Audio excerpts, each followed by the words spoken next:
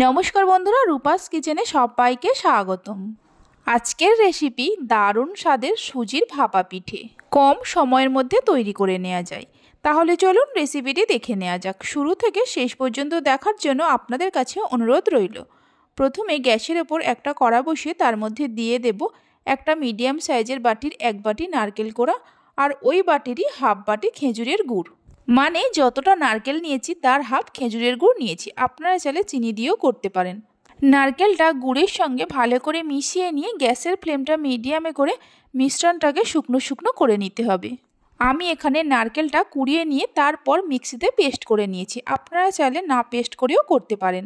Minute 4-5 জাল দিয়ে নেওয়ার পর দেখুন মিশ্রণটা আগের থেকে অনেকটা ঘন বা শুকনো শুকনো হয়ে গেছে। গ্যাসের ফ্লেমটা বন্ধ করে নারকেলের পুরোটা ঠান্ডা হতে দেব। নারকেলের পুরোটা ঠান্ডা হতে থাক। একটা কড়া গ্যাসের ওপর বসিয়ে দিয়েছি। কড়ার মধ্যে দিয়ে দেব একটা মিডিয়াম সাইজের বাটির 1 বাটি সুজি। গ্যাসের ফ্লেমটা মিডিয়ামে রেখে সুজিটাকে মিনিট 2-3 সময় ধরে হালকা করে ভেজে নেব। তবে খুব বেশি লাল করে ভাজবেন না, আপনারা চাইলে না ভেজেও করতে পারেন। সুজিটাকে হালকা করে ভেজে নেওয়া হয়ে গেছে। সুজির মধ্যে দিয়ে দেব সামান্য নুন আর দিয়ে দেব যে বাটি মেপে সুজি নিয়েছিলাম ওই বাটিরই 2 বাটি জল। আমি 1 বাটি সুজি নিয়েছি তাই 2 বাটি জল দিচ্ছি। আপনারা চাইলে দুধ দিয়েও করতে পারেন, মানে যে বাটি বা কাপ মেপে যতটা সুজি নেবেন তার ডবল জল বা দুধ দিতে হবে। লো ফ্লেমে সুজিটাকে জলের সঙ্গে ভালো করে মিশিয়ে নিয়ে গ্যাসের ফ্লেমটা লো টু মিডিয়ামে করে এইভাবে নাড়তে নাড়তে সুজিটাকে একটা ডোতে পরিণত করে নেব। হাই ফ্লেমে কখনোই করবেন না, তাহলে পিঠেটা ভালো হবে না। মিনিট 3-4 জাল দিয়ে নেওয়ার পর দেখুন মিশ্রণটা আগের থেকেই অনেকটা ঘন বা শুকনো শুকনো হয়ে গেছে, মানে সুজিটা একটা ডোতে পরিণত হয়ে গেছে। আর দেখুন কেমন কড়া থেকে ছেড়ে ছেড়ে আসছে। এই সময় গ্যাসের ফ্লেমটা বন্ধ করে মিনিট 5 সময়ের জন্য ঢাকা দিয়ে রেখে দেব।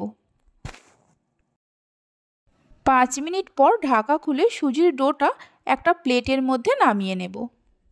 তবে সুজির এই ডোটা পুরো ঠান্ডা হয়নি, হালকা গরম আছে।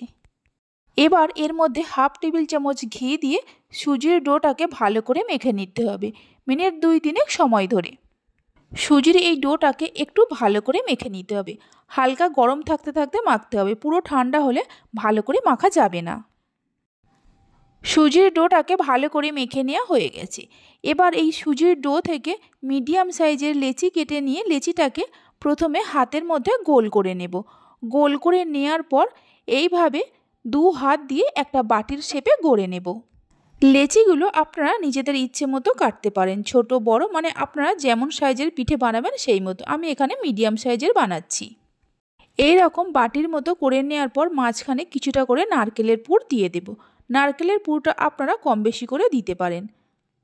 নারকেলের পুরটা দেওয়ার পর এইভাবে ভালো করে মুড়ে দেব। ভালো করে মুড়ে দেওয়ার পর এইভাবে হাতের মধ্যে পাকিয়ে হালকা হাতে একটু গোল করে নেব। তারপর এইভাবে একটু মাঝখানটা চেপে দেব। এবার পিঠেটার মধ্যে আমি একটু ডিজাইন করে নেব। এখানে আমি একটা ছোট চামচ নিয়েছি। চামচের পেছনের দিক থেকে পিঠেটার মধ্যে এইভাবে ডিজাইন করে নেব। আপনারা চাইলে নিজেদের পছন্দ মতো ডিজাইন করতে পারেন, আবার চাইলে নাও করতে পারেন। এইভাবে আমি সব কটা পিঠেকে করে নেব। আরও একটা পিঠে আমি করে দেখাচ্ছি। আবারও কিছুটা লেচি কেটে নিয়ে হাতের মধ্যে পাকিয়ে গোল করে নিয়ে তারপর বাটির শেপে করে নেব। বাটির শেপে করে নেওয়ার পর মাঝখানে কিছুটা পুর দিয়ে ভালো করে এইভাবে চারিদিক থেকে মুড়ে দেব। মুড়ে দেওয়ার পর হালকা হাতে গোল করে নিয়ে মাঝখানটা একটু চেপে দেব। আবারও চামচ দিয়ে ওই একই রকমভাবে ডিজাইন করে নেব। এইভাবে একবার পিঠের রেসিপিটি বাড়িতে বানিয়ে দেখতে পারেন। খুবই কম সময়ের মধ্যে তৈরি করে নেওয়া যায় আর খেতেও হয় খুবই ভালো। সব কটা পিঠেকে তৈরি করে নেওয়া হয়ে গেছে। এদিকে একটা কড়াতে আগে থেকে বেশ কিছুটা জল গরম করতে বসিয়ে দিয়েছিলাম।